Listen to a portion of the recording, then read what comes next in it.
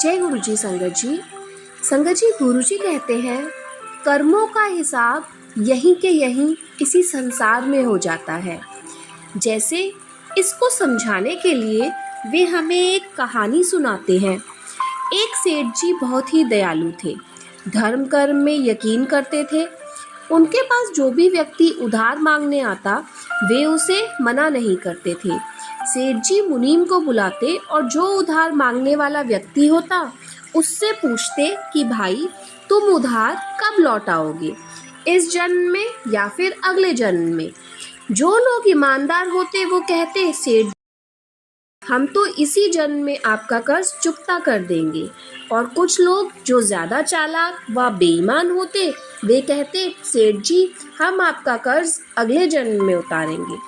और अपनी चालाकी पर वे मन ही मन बहुत खुश होते कि क्या मूर्ख सेठ है, अगले जन्म में उधार वापसी की उम्मीद लगा बैठा है।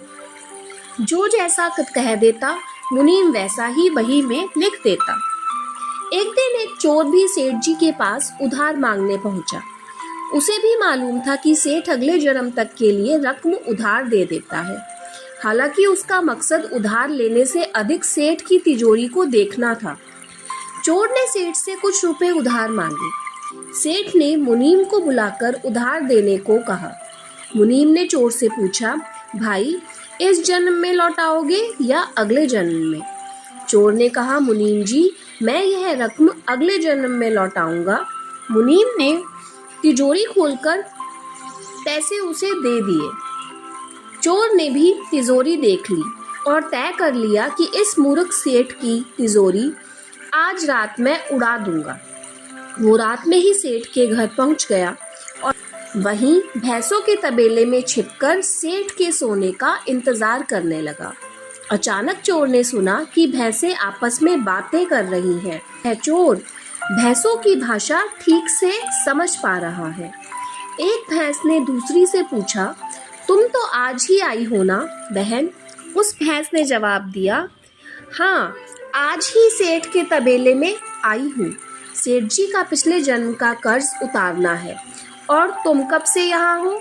पहले वाली भैंस ने बताया, मुझे तो 3 साल हो गए। मैंने सेठ जी से कर्ज लिया था, यह कहकर अगले जन्म में लौटाऊंगी।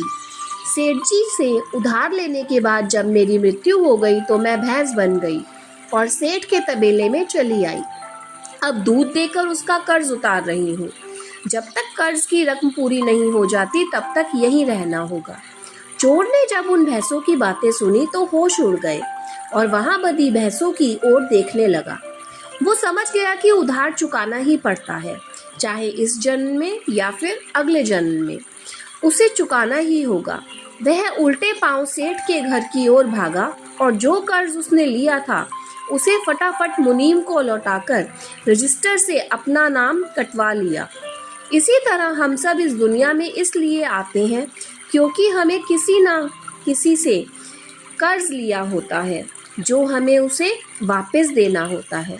इस कर्ज का हिसाब चुकता करने के लिए इस दुनिया में कोई बेटा बनकर आता है तो कोई बेटी बनकर आती है, कोई पिता बनकर आता है तो कोई माँ बनकर आती है, कोई पति बनकर आता है तो कोई पत्नी बनकर आती है, कोई मित्र बनकर आता है तो कोई शत्रु बनकर आता है, कोई पड़ोसी बनकर आता है तो कोई रिश्तेदार बनकर आता है।